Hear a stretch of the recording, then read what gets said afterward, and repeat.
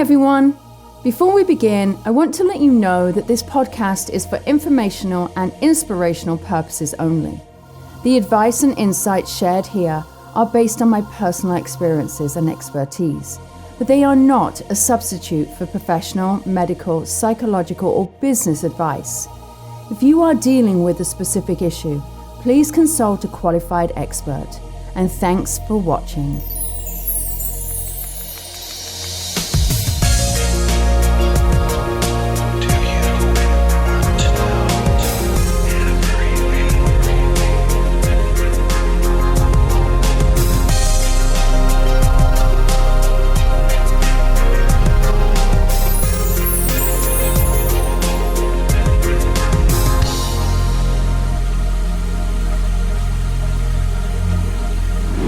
Welcome to Hope, Healing and Transformation. My name is Lisa Williams and I am your host for this show. And today we are going to be talking to a dear friend of mine, also the producer of this show. And we kind of have these moments, we have these special moments off camera that we just shoot the shit about all sorts of stuff. And I just think, why not? Let's bring this to a real conversation, because what we want to try and do is help and inspire you in this whole, in life, really. And some of these conversations are really deep and meaningful. And I know that they're impacting a lot of people. My friend Ray Brune has, worked with some of the greatest people. He's worked with, obviously, Merv Griffin, Jerry Springer, Chris Harrison, and so many more. And has got 4 Emmys sitting behind him. And so, hi, Ray. Welcome. Come on in. Hi. How you doing? I'm good. You're often behind the camera. You know what? It's 20 years without a zit. And the moment I'm on TV, I get this big zit on my face. It's like... that about? No one cares. I know, except me. No one cares except for you. All right, so tell me, I got to ask you, what has been one of your greatest success stories about being on TV? You? Other than me. No, seriously. I mean, you are, that pilot we shot in Manhattan was the greatest piece of video I've ever done. Seriously. It was amazing. It was phenomenal. It was stunning. It was all about following you and how you as a psychic interpret and feel things. It wasn't about proving that you could see this or proving you heard that. But it was just following you at ground zero. It was just stunning. And it's so upsetting to me that those scenes will never air because they were just unbelievable.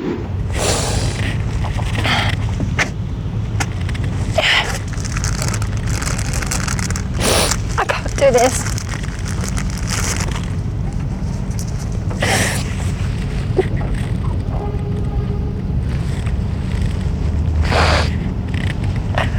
Turn it off, please. But this guy, he watched everything. He watched the towers crumble. He watched the plane go in. Okay, he worked in the building across the street, according to him. Jesus.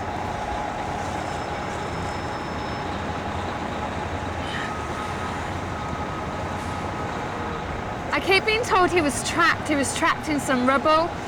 He was trapped in something that he just couldn't get out of. And all I keep hearing is screaming. And now it's like I've changed it from another perspective. And it's like I keep seeing people jumping. I just keep seeing people jump. They're like jumping for some reason, and I don't know why. Okay, they're jumping to save their own lives, but they're not going to save their own lives, is what I keep hearing. He's going to show me where he was, so I'm just going to go and walk because he wants to take me to where he was.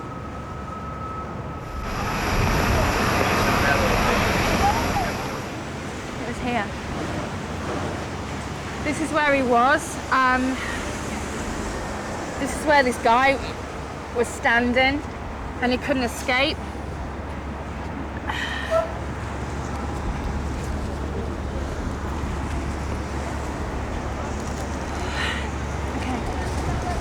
And I just keep being told that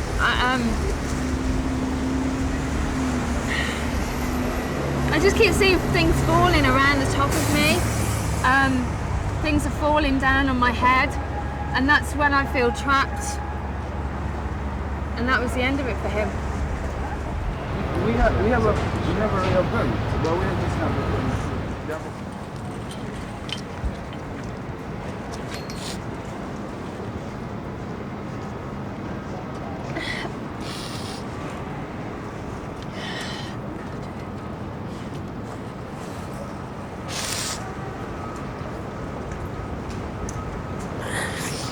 Kev.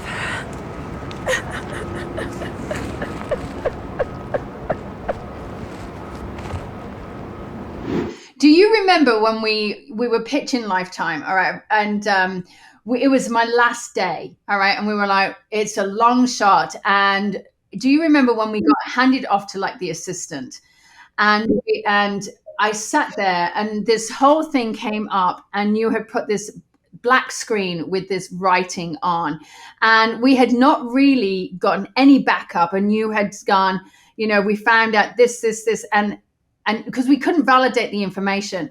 And then David Hillman said, I went to school with him. It was his college roommate. And yeah, he was my college roommate, and we all looked at each other. My heart stopped. Oh, we did too. And we were like, go ahead. Lisa, that was like one of 10 amazing, unexplainable coincidences working with Merv. Just so many bizarre things that happened. I don't know if it was because of you or because of him or what it was, but there was just so many jaw-dropping, unbelievable coincidences that happened. It was just amazing. And that was a huge one because it sold the show right there. It sold the show. And then, honestly, no one wanted to see us. They were like palming us off. And then the following day, we were like, okay, we've got to get in there early. And I was leaving or something the following day after that. Oh my gosh, we sold the show and we were all out. We got the phone call. Yep.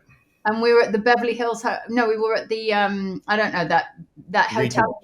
Beverly something. Beverly Wilshire. Pretty Woman Hotel.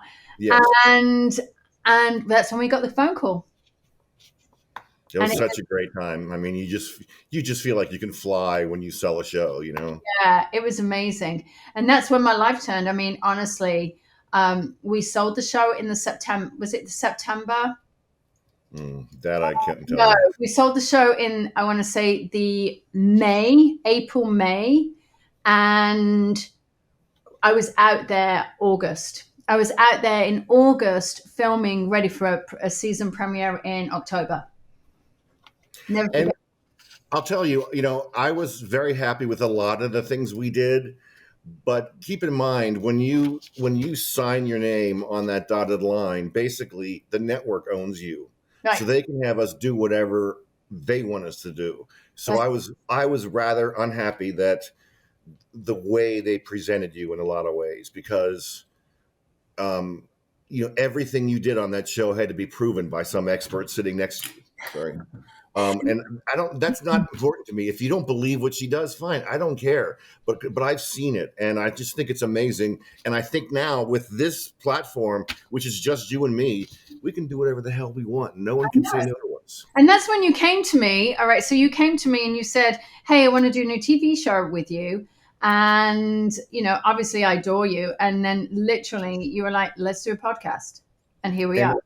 I know you did a reading for me a few days ago, and I said, I'm upset because I won't be able to produce national shows anymore because I don't live in Los Angeles, but I'm doing that here. So I'm so grateful for you that I can do this, A, without wearing pants, and B, without being in LA where you can't make a left turn to save your life. So it's great that I'm home.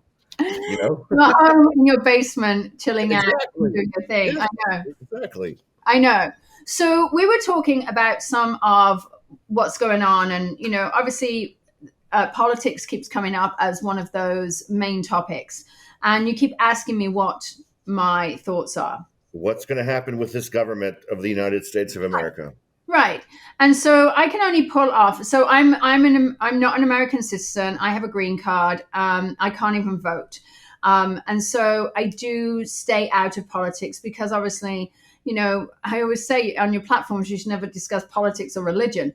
But one of the things that I am going to go into, and I'm going to share with you, Ray, because I think this might help a lot of people, not just you, but I think a lot of people in the world. I did a reading for somebody this week, and she said to me, and these were her words. She said, "I'm not worried about me. I'm a white female. I am a white, wealthy female, and I don't worry about me. But what I worry about is I worry about everybody else in the country." And irrespective of what your political views are, everyone, I want you to recognize that there are some things that politically, we concern ourselves with, especially with any form of change in administration or whatever it may be. So I want you to know that I'm staying right down in the middle on this. I'm Switzerland, I'm English, but I'm trying right down in the middle of this. But truly, what I saw in her reading is that there are going to be bumps in the road. Okay, there's always bumps in the road when any form of political party changes. But the interesting thing is I saw that we were actually all going to be okay. And I think just knowing that we are okay, and you and I have talked about this. Well, can you say that one more time? All right, you're going to be okay, Ray. You are going to be okay. Thank you. I know that sounds crazy to hear, but I need to hear that. Yeah, you need to hear it. It settles your mind. But there is this feeling that, and I have a lot of people of mine who are, they're leaving the country. They're thinking about leaving the country. They're trying to get different citizenship and likewise, and so on and so on. But I do feel ultimately we are going to be okay. And I actually feel as though there's other things that we need to be aware of more than politics, than that we actually are trying, that kind of is a little, I'm not saying that what's going on right now is a smokescreen, but I feel as though there's bigger issues and bigger things that we need to address, because things are going to come to a head. And that's what I feel in the country. So let's talk about this. Let's get down and dirty. Okay. We were just chatting with somebody who is a friend of yours, and one of the conversations that came up was air travel. Very big topic right now with all these crashes. Right, exactly. And so air travel is something that I am nervous about. I travel a lot, to the point that I am actually going to cancel a trip. Not because I think there's going to be an issue with the plane, but because my intuition is telling me not to go. And it is not the fact that I am worried about what is going on. My intuition tells me not to go. And you, Ray, you said, listen, if anyone knows, you know. Well, every time I walk onto a plane, I touch the steel side of it as I'm entering it, hopefully getting some kind of psychic message, whether there's going to be a problem or not. Nothing happens, obviously, but I'm sure you can do that. So actually, there have been times I've sat on a plane and I have gotten nervous. There have been times. But I've not had anything, but something is telling me not to go on this particular trip. So I'm going to cancel it. And that is something that's coming up. For whatever reason I need to cancel it, I know I need to cancel it. And I want everybody to realize that I'm not canceling because I think something is happening. But let's talk about air travel. I do feel that there are going to be more plane issues. Do I feel that this is going to be still the safest way of traveling? I absolutely do. But it also can't stop you from traveling. But what I do feel is that this is going to be a warning or an awareness to bring in higher standards, because I do feel that there have been some standards lacking. Now, some people might be coming at me for this. That's fine. And I agree with that. But I'm just talking from my point of view as someone who travels. And last year, I think I took something like 200 flights. I did 200 and something flights. It's a concern for me. And so I am going to say to you that, do I think there's going to be more issues in traveling? Yes. When you start traveling more and more and more and more, your risk goes higher. Of course it does. But it can't stop you from traveling. But do I think there's going to be issues? Yeah, I do. And I also feel as though there's going to be higher security that's going to be coming in. If we don't have to jump security. If we don't have to jump through enough hoops as it is, How do you feel about traveling domestically versus internationally? personally, Hmm. I feel safer traveling domestically, but I am nervous about going out of the country on a green card. And I'm nervous about coming in, only because I know that they are increasing. Not that I have a problem. I've been in the country on a green card now for for 18 years. Um, and I also am married to a DOD, I'm married to an army a soldier. That doesn't mean anything. You can whip out your military ID and they laugh in the face of the military ID. But and it is a conversation that Chris and I have often. However, I am nervous about going out of the country to Norway. I'm going to Norway in June to do a big event there, and I haven't been to Norway for quite some time actually. But I am nervous about going back into the country because they're flagging a lot more people. And I've seen on my British Facebook groups that we're all part of, that several people who have got green cards have been detained recently. And who knows for what reason? We have to remember that. But I am nervous about it. I am nervous, I can totally understand that. Yeah. I Yeah. mean, again, you're not talking plane crashes. You're talking about other issues involved in flight. Yeah, I feel as though I'm nervous because I'm an English person. I'm a British citizen. I haven't got my naturalization for many reasons. I haven't gotten that, but I do feel that this is something that could bite me on the butt. And I will tell you honestly, Ray, before last year, I was absolutely adamant that I needed to get my naturalization.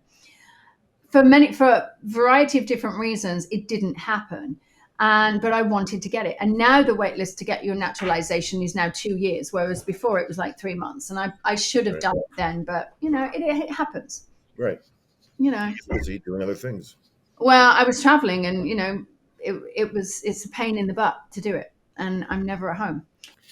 And speaking of traveling, there's all these, the bird flu and all these other things that spread by people traveling around the country and around the world. Are we facing any kind of new COVID situation with all these chickens being destroyed, and the egg issues and the bird flu and all that stuff? I'm going to be honest with you. I enjoyed COVID. Okay. I did. Seriously, right? I enjoyed COVID. I stayed at home. I hung out. I was chatting to my people online. I didn't travel. It was, for me, I enjoyed it, and I think a lot of people did. But I also think it had a negative impact on a lot of people's mental health. Yeah. A lot of people mental health, they struggled. Do I think that we're going towards a new COVID? No, I don't. And I don't feel that at all. But I do think that there are different strains of the flu, and I think there were different strains of everything. And it's funny because I was on a plane recently and somebody sneezed behind me, and I literally went, because I just felt it. And not that I felt the sneeze on the back, the snot flying on the back of my head. But I at that point, I thought, oh, I'm going to get sick. And I was. And we did the podcast, and then I got really sick and I lost my voice. I had to cancel, certain events and things like that. And I was in bed for like 4 days. And let me ask you this. Was it an actual illness, or was it an illness your mind created because you felt the sneeze? No, it was an actual illness. When my voice goes, when my vocal cords go, and I sounded like Minnie Mouse. I sounded like a sexy version of Minnie Mouse. I know it was real, but I do feel that it was, I was just wiped out. But the other thing interesting, Ray, and I have to say this, any form of respiratory problems or anything to do with vocal is often can be because of grief. And it can be because of you haven't spoken your truth. And so if I think about it, it might have been heightened about the fact that my husband went off into the field to play big boy army, as I like to call it. And while he's on this training exercise, I can't speak to him. So at some point there is moments of grief or change or anticipation. And so do I think that that had an impact? I do think that that had somewhat of an impact.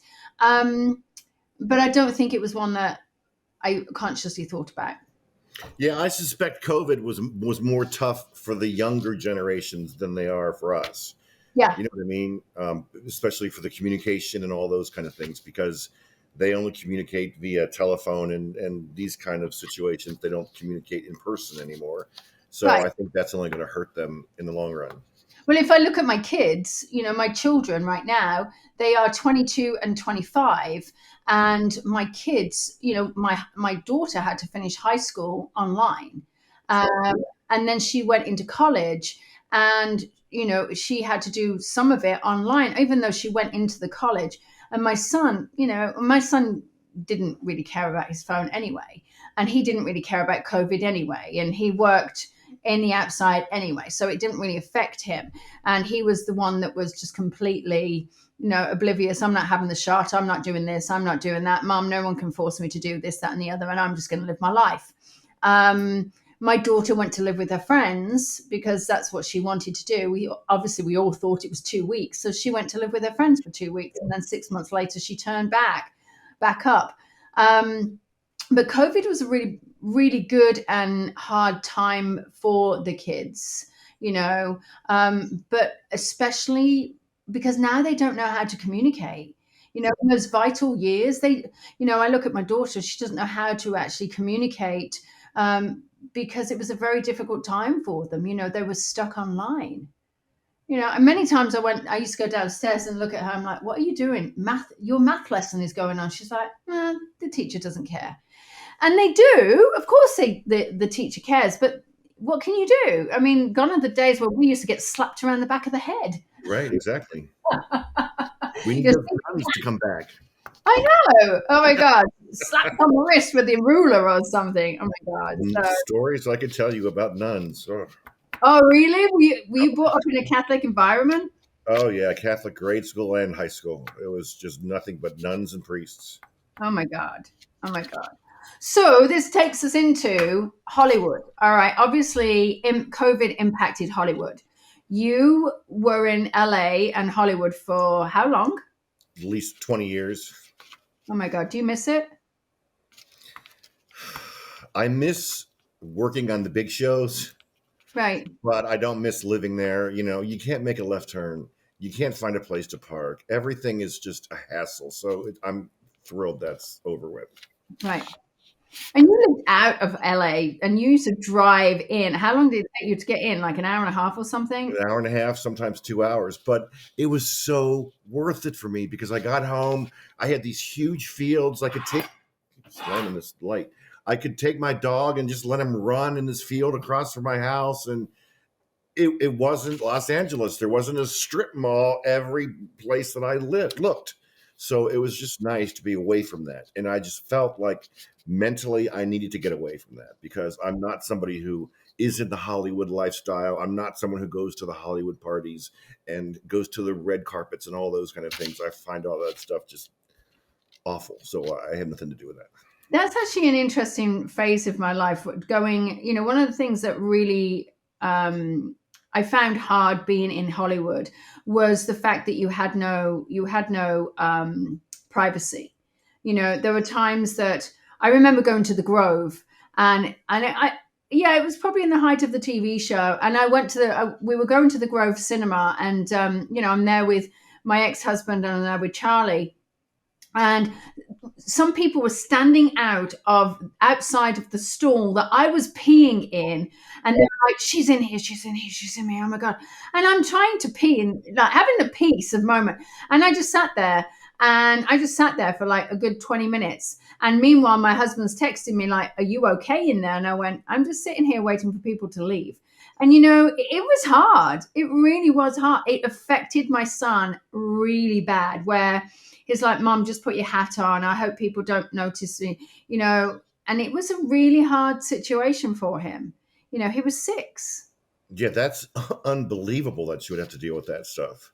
Well, people would come running down the road at me. I remember my mom coming over to LA and, they obviously, when they want to seat you anywhere, they want to seat you at the front of the restaurant. And I said, can we have a seat at the back? And he's like, okay.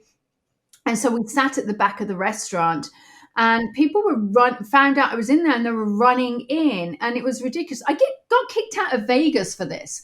I was at the Bellagio playing blackjack, because I do love a little bit of blackjack. And I was disturbing the table. They asked me, I think. You were disturbing the table. Well, they did say to me, they said, we have reason to believe, we know who you are. These are the words of the pit boss. He said, we know who you are, and we have reason to believe you're using your gift to win. I wasn't. Right, but anyway. And let me just ask you a question. How come you don't know what the winning lottery tickets are next week? How come you're not filthy rich? I'll play the lottery. Well, but the thing is I don't play it consistently. So it's, I'm like, whatever. But do your abilities not allow you cannot use your abilities to make yourself richer or better or whatever it is that you're looking for? So let me finish off my Vegas story, and then I'll tell you about that. So in Vegas, I was disturbing. All the fans were disturbing the table. People were like, oh my God, it's Lisa Williams, it's Lisa Williams, it's Lisa Williams. And people were coming in. So I was at a table that was sitting down. And so they asked me to leave. The Bellagio asked me to leave their casino. So that's a true story. That is unbelievable. But I did win a lot. I did win a lot. Anyway, abilities. Yeah, I kind of did. Really? So I think what got it was when I split two picture cards. I split two picture cards, and you don't split two picture cards. I mean, some people do, and I split them, and I got blackjack. Oh wow! And it was because something said to me, split them. Now, do I think it would have been an issue if it was just Joe Bloggs playing, or if you were a gambler or whatever? No, I don't think it was. But I think it was the fact that I was having so many people come and go, oh my God, it's Lisa Williams. Oh my God, it's one, I'd caused attention on myself. And the other part of it is then, because I caused attention on myself, they went and found out who I was. And it was like, oh my God, we love your TV show. So of course they're going to have a natural, who is this person? And then they find out I'm a bloody psychic, right? And that's when, and it wasn't make them rich. Yeah, but I didn't be extortionate. It's not like I was I wasn't counting cards, but I remember it. And my mom was sitting there. She's like, I can't believe that happened. And I wouldn't have believed it. I would have thought, no, but my mum was sitting with me, and she's like, did you just get kicked out of Vegas? I went, I'm not sure Vegas, but definitely the Bellagio. Well, let me just say this. When I make someone a star, I go all the way. Okay? I go all the way. You did. So let me answer the lottery question. All right, because I think the lottery question is really significant, Ray.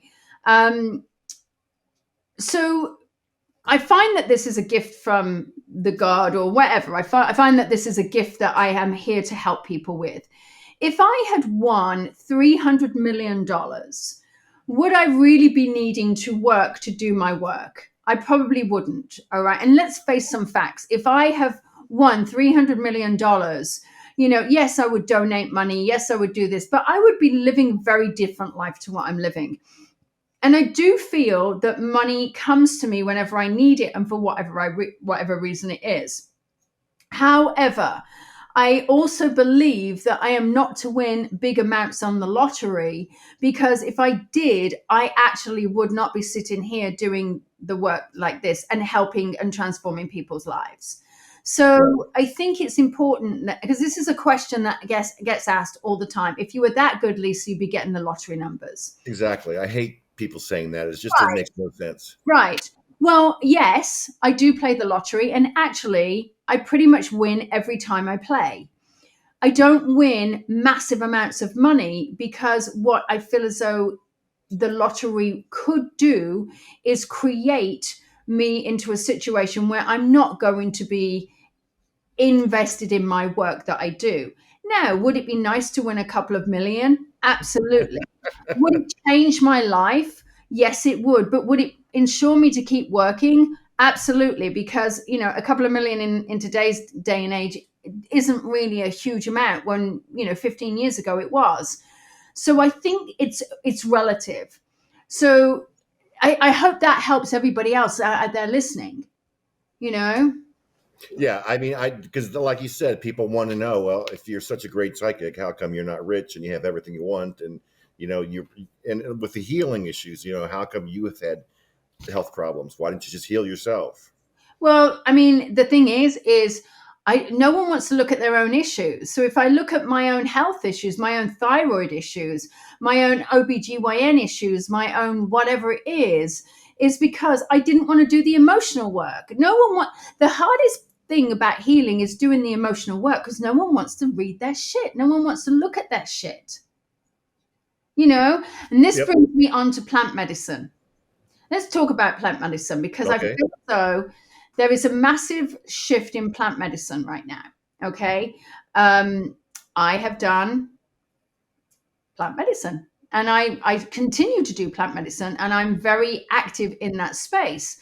And I feel like what plant medicine has done for me and for many other people that I have helped and worked with and been in the space with and been in journey space with is I feel like it's given them massive clarity to have this expansive opportunity to really see what has been holding them back, what has caused them pain, suffering, illness, whatever that may be, without being able to consciously question.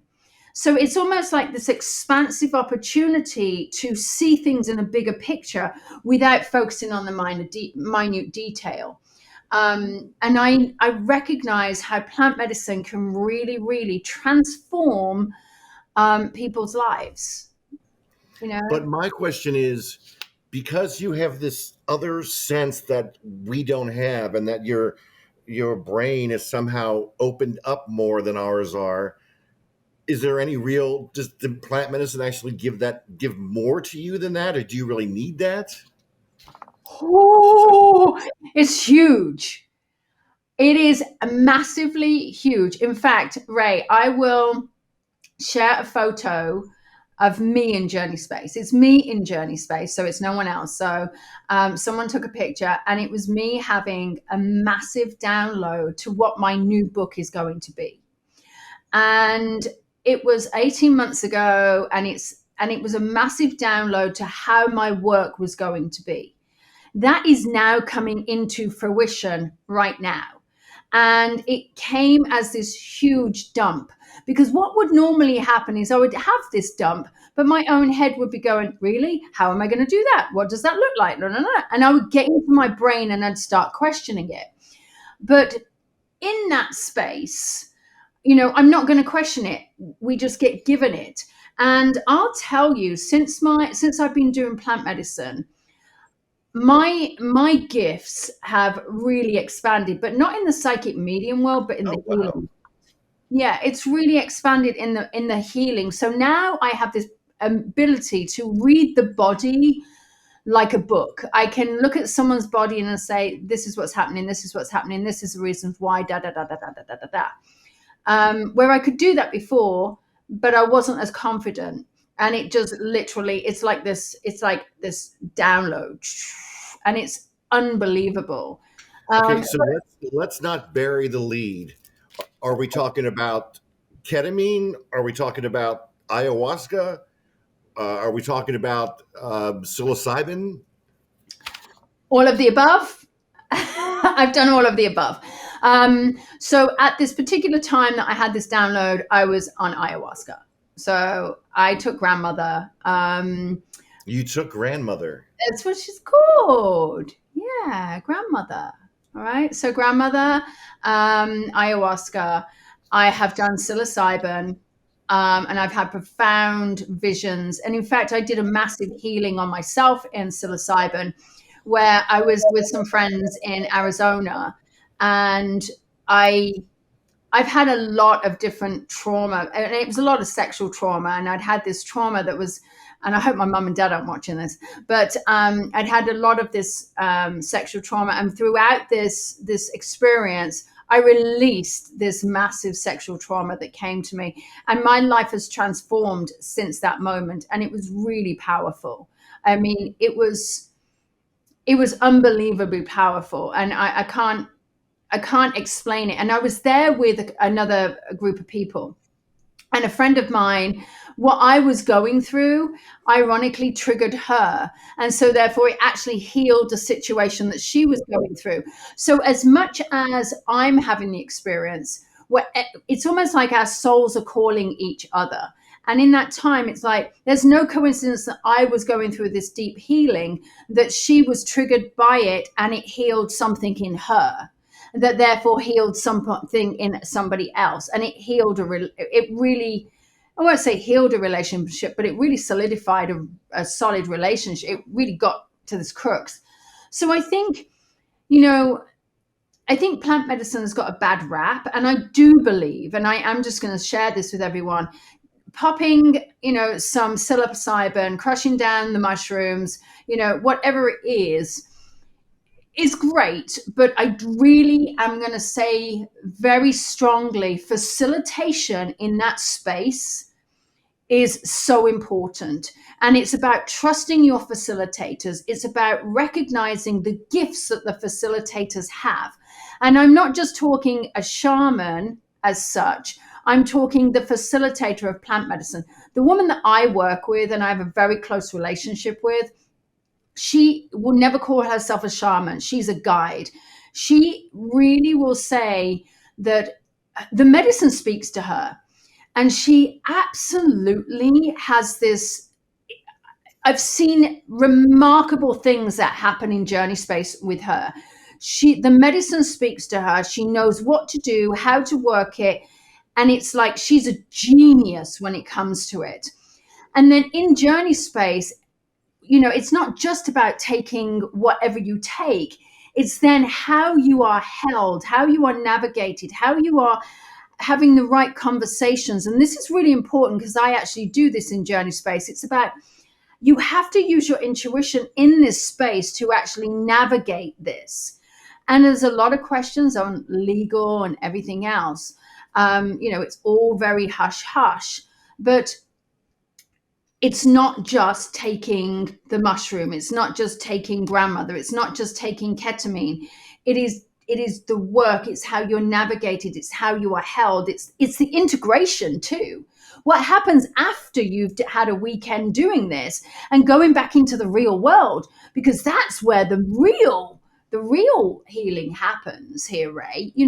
I feel like coming to a journey is, I'm bookending. So it's like the journey and the journey, but the real meat happens in the middle. And if you're not prepared for the integration of it, then it can screw someone up. And so, plant medicine is a big topic for me. Well, can you define journey space? Yeah. So journey space for me is a collective space where everybody is deciding to come into having a journey. A journey is shamanic. So it is having this spiritual, shamanic, sacred journey where we're connecting into a soul. And what we do is we create this beautiful journey, and we sit with cacao, which is a fruit, and cacao is chocolate. There's a certain chocolate. It's a heart opener. And in this heart opening space, it kind of helps everybody get a little bit calmer. And cacao is very legal, and I really recommend it. You can get some and it's not a psychedelic, but it's definitely a heart opener. The theobromine in cacao really, really does help actually increase that heart opening space. And it's just because it's of the theobromine. And then what we do is you set an intention. You then, in this very, very sacred, honorable, beautiful space, there's an altar. And you can have journey space in a variety of different ways. breath work. I've had amazing opportunities through breath work. I've had amazing opportunities through drumming. I've had amazing opportunities by meditation and allowing my breath. So it's a shamanic practice to help you connect deeper into the soul, deeper into the core of you, to actually give you these awakenings, to show you the path and to help you heal. So for viewers who are interested in this, what steps should they take to investigate it? So there are definite investigation steps that they should take. They should go to somebody who is reputable, somebody who has been doing this work for years, not just someone who's just gone on a training course. They want to be going with somebody who has got a reputation, who is known in this industry, and it's a great question because it's a lot of underground stuff. It's very quiet. You should go with someone who has been recommended to you. You should go with somebody who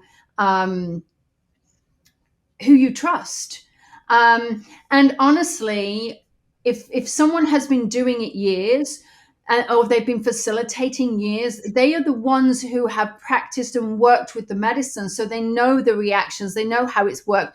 My facilitator, she's done thousands of journeys. She's been doing it 15 years. She's been facilitating, well, she's probably been facilitating 15 years and been practicing for like 17. But there is a huge amount of knowledge that this woman has because she has been in journey space for so long. So it's about watching. It's about knowing who you're going to. Ask somebody, where do you recommend? You don't have to go out of the country to do it. People like myself, we have gatherings. That's how I'm going to say it. We have gatherings, and we bring people together. Like Tupperware parties. Like Tupperware parties. Or Botox sessions, whatever they do. I don't know what those are. Do they do Botox sessions? They have all the girls get together and have Botox together. I need that. Please don't do that. Why? You know what? First of all, you're so beautiful the way you are. Second of all, age is a very important thing to experience. And if everybody's trying to be 25 their entire life, it's ridiculous, I want to look 25. Everybody wants to look 25, but you've got everything you need. You've got an amazing career, you've got an amazing husband, you've got kids, you've got dogs, you've got everything you need. You don't need to go like this. So I would tell you the secret to my beauty is I have not been told to promote her at all, but I have this woman who she has this derma roller. Her name is Gin Amber. I love her. I derma roll my skin. I use all of her products. She is the cleanest products that you could ever imagine. I eat healthy. I do red light.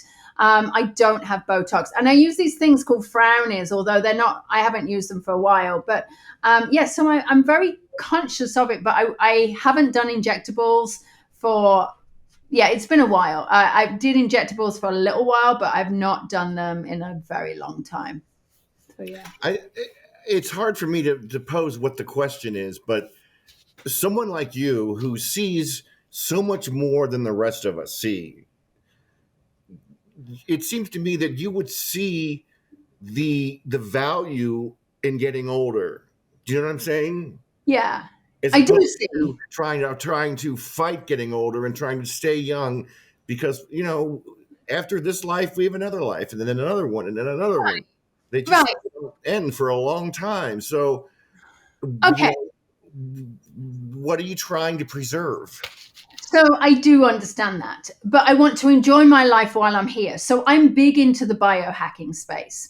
Dave Asprey is a friend of mine. And so when we talk about biohacking, we're trying to longevity, we're trying to age but it's aging in a way that we are still healthy. It's longevity. It's helping our longevity.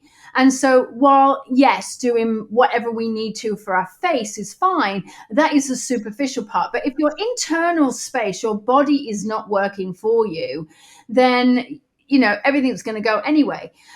And I think this is very important when it comes to looking at our health. When we are trying to keep our longevity and we're looking at our health, that's great for our longevity. But there is a real science behind our gut health and our intuition. And if our gut health isn't, strong, and if we are not looking after our health and we're not well in ourselves, then our intuition actually is impacted by it. So what we need to do is we need to allow ourselves to feel strong in our body, to actually allow our intuition to flow. And the cleaner you are, and the better, and the more you look after yourself, the higher your intuition is, the better it is. Well, for me, when I came to realize, oh yes, I'm going to live more lives and more lives and more lives, it made the one I'm living less valuable. Really? Because there's so many more. You know what I'm saying? Yeah. So I'm sure that's a bad thing, but that's just the way I feel. It's like, oh, well, I'll do this and then I'll do that in the next life. I don't have to do that in this life. You know what I'm saying? So here's the thing is, why wait for tomorrow when you can do it today?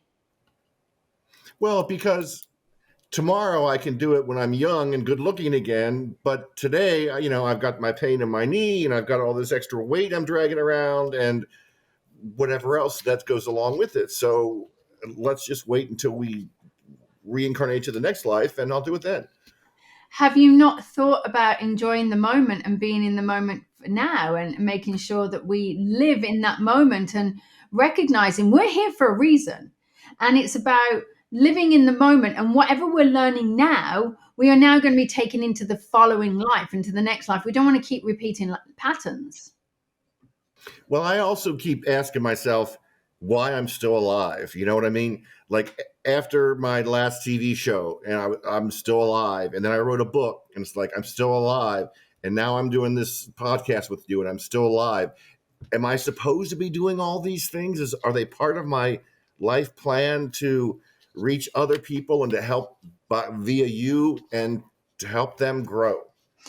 Okay, so let's look at this. Ray, you were big in news. All right. So you brought a lot of news to everybody. You brought new shows out and you were helping people stay informed.